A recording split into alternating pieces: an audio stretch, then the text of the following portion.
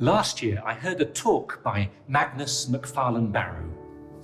He spoke about the moment his life changed in 2002 when he was visiting Malawi. He met a mother who was dying of AIDS.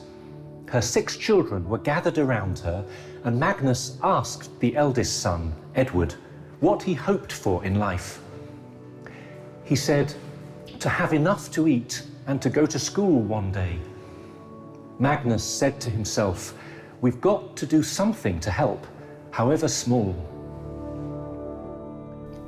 His first tiny project gave food to 200 children in southern Malawi. Since then, Mary's Meals has grown into an international charity delivering school meals to children in many countries each day. Magnus felt called to do something. He didn't have huge plans or special gifts, but he listened to his heart and was brave enough to take the first step. The word vocation simply means a calling. There is a pull, or sometimes a sense of being pushed. Something in you knows that this is the right way forward. It might be your heart, or your conscience, or a sense of duty, or even of destiny. For a Christian, the fundamental vocation is the adventure of following Jesus Christ in faith. It's a call to grow in love and holiness. Our ultimate vocation is to share God's life in the glory of heaven, to see Him face to face. This is what we were made for. But God calls many people to a special commitment to a particular way of life.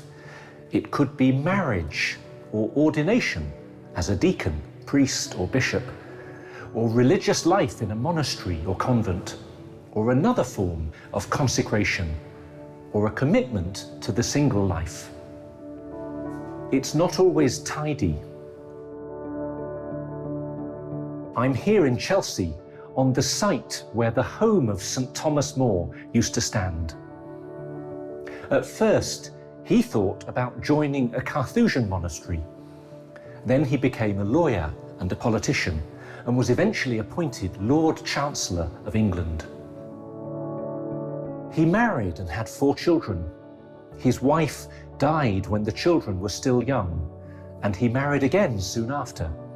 And just when everything was looking very settled, he was imprisoned and executed for his religious beliefs. His vocation, as you can see, took many twists and turns. But how do we know what to do?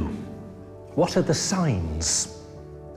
Well, the normal way that God speaks to us is through the deepest desires of our hearts. The simplest sign of a vocation is attraction. It's a bit like falling in love. You feel an attraction, a pull, to marriage or to priesthood or whatever. The idea keeps coming back to mind. It seems to fit. It brings you joy. A friend of mine called Sally joined a community when she was a young woman. She said, I realized that when I was with them, I was at home. I felt a deep peace. I was completely free. I was, she said, the best of myself. God can speak to us in different ways. When we pray, when we read the Bible, when we talk to people, when something unexpected happens. Sometimes we get a feeling that He is saying something to us. It seems like a sign. But sometimes it's not like falling in love. It can be a deep, dark knowledge that we need to do something, a sense of obligation that we didn't choose or that we can't explain. God can take us by surprise. He did this when He appeared to St. Paul on the road to Damascus in a blinding flash of light. Above all, we need to pray for guidance and for a generous heart, and then to be open to God's will. If you are single, It doesn't mean your life is on hold until you discover a lifelong vocation. Your life has immense value right now. You are called to holiness right now. You can trust that in this moment, this is where you are meant to be, and that God has great plans for your future. He has not forgotten you. John Henry Newman wrote these words to himself when he needed reassurance. He said, "God knows me and calls me by my name. God has created me to do him some definite service. He has committed some work to me which he has not committed to another. I have my mission. I may never know it in this life, but I shall be told it in the next. I am a link in a chain, a bond of connection between persons. He has not created me for naught. I shall do good, I shall do his work." These beautiful words are true for each one of us.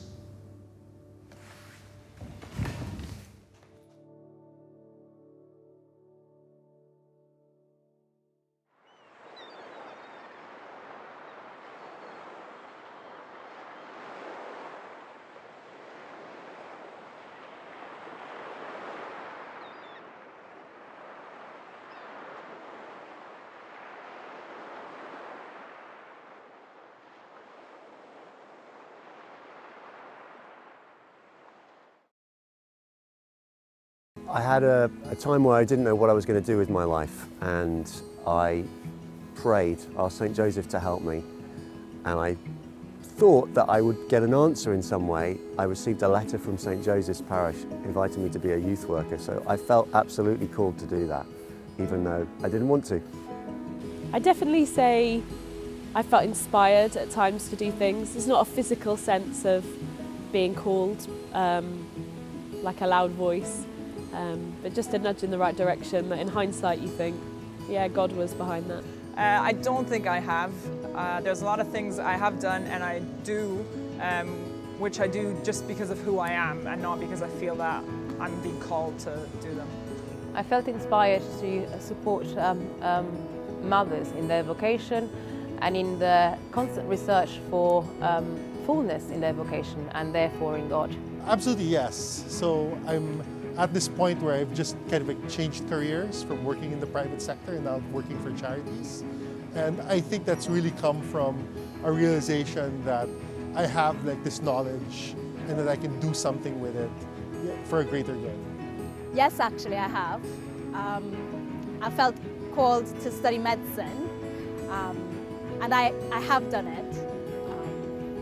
Very challenging, but it's where I'm supposed to be.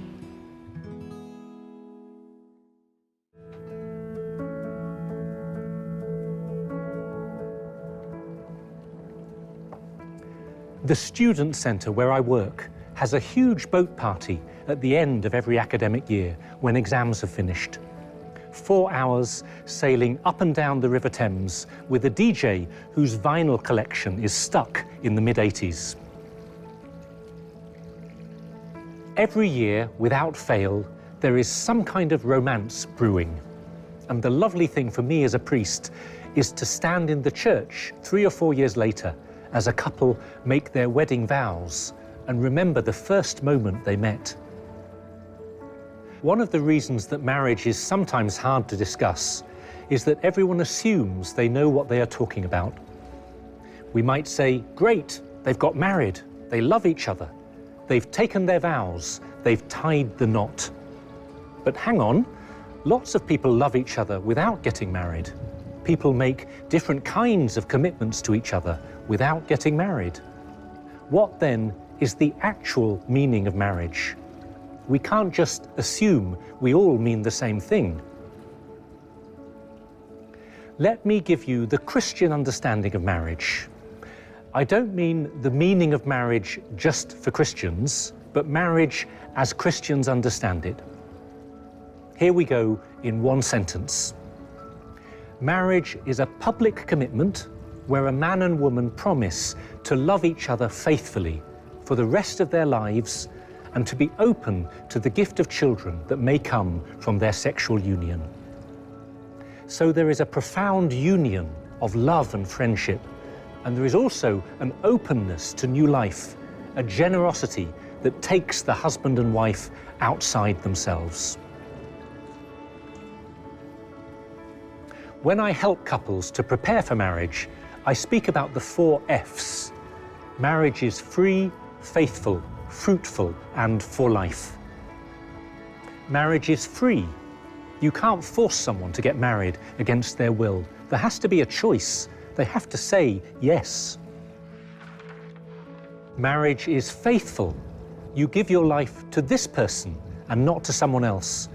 That's why, obviously, adultery is wrong.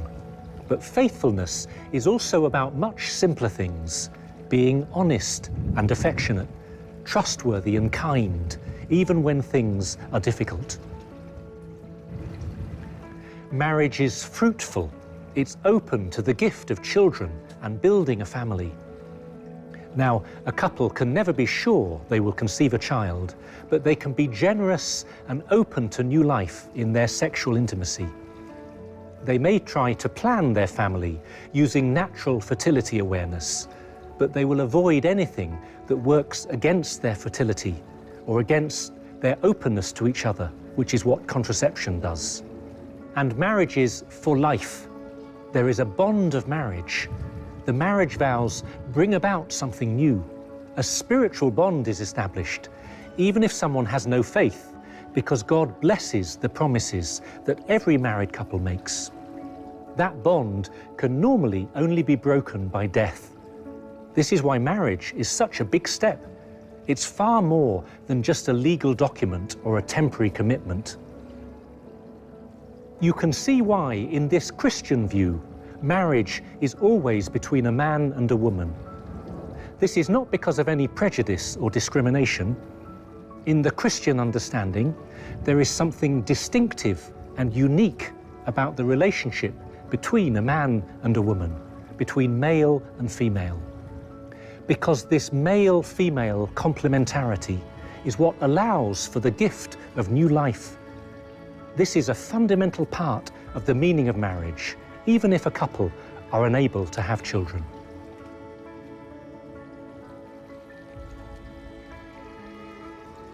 My parents had their 50th wedding anniversary a few years ago.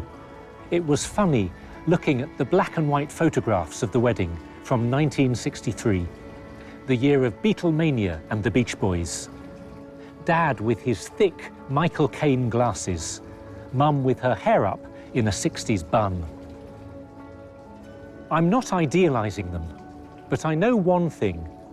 Through all the normal ups and downs of marriage and family life, they tried to be faithful to each other and to God, and that's a lot to be grateful for. You don't need to be a Christian, of course, to get married. But when 2 Christians do get married, this beautiful natural union is transformed into the sacrament of matrimony. The Christian husband and wife are called to love each other with the love of Jesus Christ and to make their home a place of faith. He gives them extra graces to grow in holiness and generosity. This is why marriage is a Christian vocation, because it comes a way of following Jesus Christ as spouses and as parents. Now, couples can struggle in many ways. There can be real suffering. Some relationships break down and seem beyond repair. And people deserve the love and care of the church, whatever their situation and whatever choices they've made. But this is the heart of marriage, as Christians understand it. The love and friendship shared between husband and wife, a love that is free, faithful, fruitful, and for life.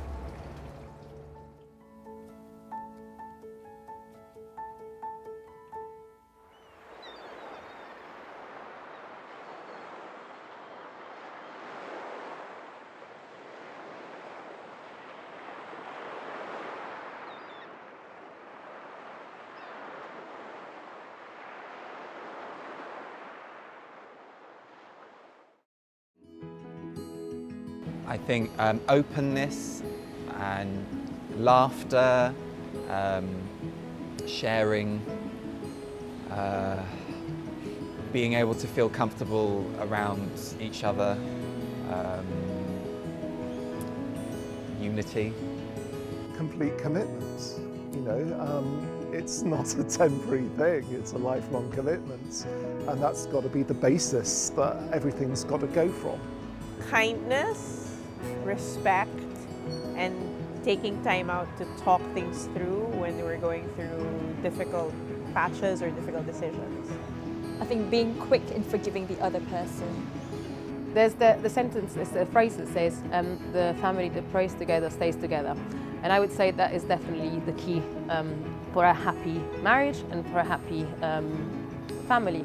Meaning that there are many things that are important, but by placing God at the center, that is definitely the recipe for a successful and a happy family.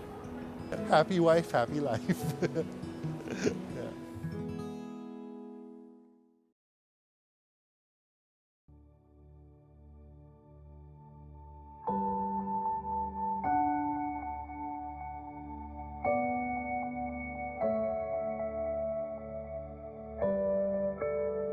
Every year, I take a group of students to visit some of the monasteries and convents around London.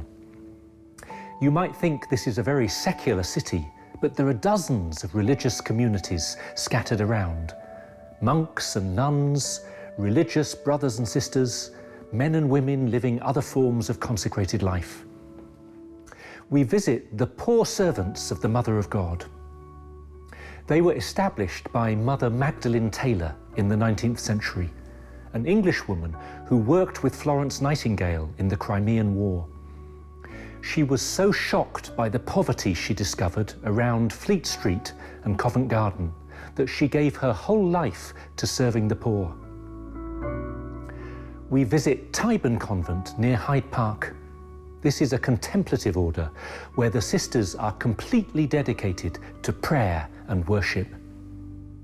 And we come here to Allen Hall Seminary in Chelsea, where young men from around the country are preparing to be priests. I lived here for 8 years, teaching philosophy and helping with the training program. In the Bible, St. Paul explains how those who choose to stay unmarried have a special gift because they can focus on the things of God. They can give their undivided attention to the Lord. So what we call consecrated life is not something that started in the 19th century. It goes back to the beginning of Christianity. There is so much variety. Some communities are enclosed with a focus on prayer and community. Some communities are more active and engaged with the world in education, healthcare, social work, parish ministry, missionary work, or service to the poor. Some people are living their consecration in more personal or hidden ways outside of any community. Consecrated life involves the evangelical counsels, the 3 vows of poverty, chastity, and obedience.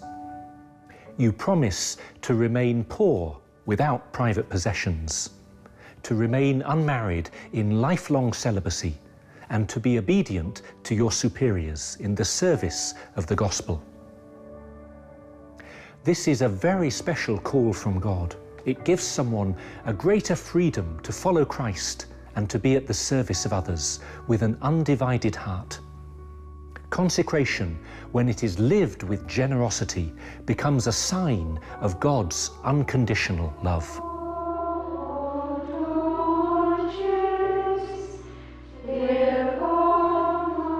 Myself, I'm a priest, but not a monk or a brother. This is a different kind of consecration. Now, every Christian has a priestly vocation to worship God and to show the love of Jesus Christ to the world. This is the baptismal priesthood. But through the sacrament of ordination, the ministerial priest represents Jesus Christ as the head and shepherd of the church. He stands in the person of Jesus Christ. This is part of God's plan. You see Jesus sending out the 12 apostles in his name. You see the apostles calling others to share their ministry, laying hands on them, so the church will have a new generation of shepherds. Ordination also includes deacons who assist in the liturgy and preach and teach and reach out to serve the community. And it includes bishops who represent the apostles and receive the fullness of the sacrament of ordination. There is an unbroken tradition in the Catholic and Orthodox churches of calling men to the priesthood and not women. This is not because men are superior or anything, but because Jesus specifically chose men to be his apostles and to represent him in this way, and because the tradition is so clear and consistent. The priesthood is such a gift. When a priest teaches with the authority of the church, it is Christ who teaches. When he forgives our sins in the sacrament of confession, it is Christ who forgives. When he celebrates Mass, it is Christ who offers the Eucharistic sacrifice. When he cares for his people, it is Christ reaching out to them.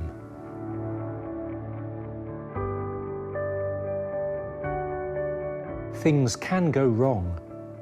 There can be an unhealthy culture of clericalism if priests become isolated from their people. A priest can become trapped in his own weaknesses and sins.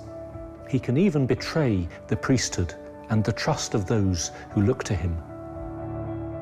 When people have been hurt and crimes have been committed, priests need to be brought to justice, and the Church needs to take responsibility for her failures.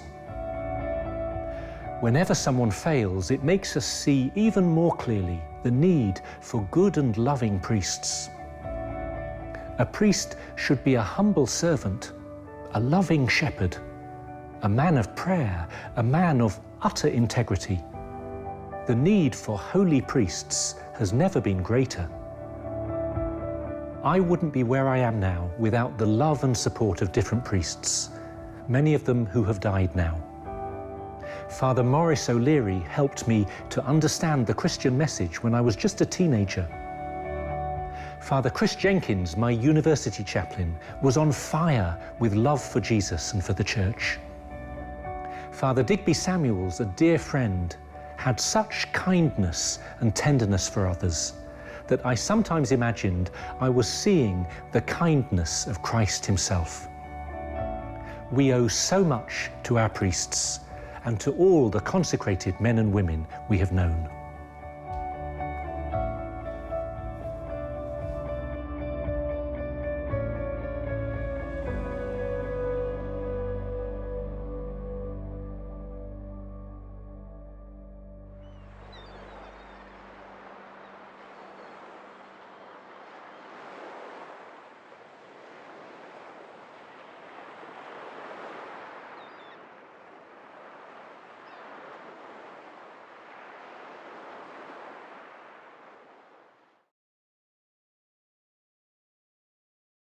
I can think of a friend of mine, Sister Hilda, who's doing her PhD in law, so that she can go back to her country and teach law there. Yes, I knew a priest in Canada. He was the chaplain of my university, and he was a very interesting fellow. First of all, he drove a motorcycle, the classic Wild Hog type of motorcycle. He had a Star Wars podcast. He edited movie videos on his phone, and he just loved movies in general and used them in his sermons all the time. So I'm thinking of a priest that helped me a lot in my university years. He was always available, and he would make it known to me. You need something, call me. Like I'm there for you. And he was always there. He was always available. So there was this lovely nun that my mum used to take me to go and see when I was little. And she was really, really nice. She would always I think she would make us cups of tea and just be very loving. I just really remember her being really loving and so friendly and lovely. I know a priest who's in his 90s. He's he had a long career as a philosophy professor. But one thing that inspires me about him is that his capacity to always see the humanity in everybody that he meets or everybody he talks about. Definitely a priest I met a few years ago. He has a science background in maths, and I think that really helped me because he talks about it very openly before he was called to priesthood. And it really helped me with my situation of a science background and the church as well. I know a nun who lives in a community in France, and she's just absolutely effervescent with joy. And we went to visit her and we just found that whole experience just completely exhilarating.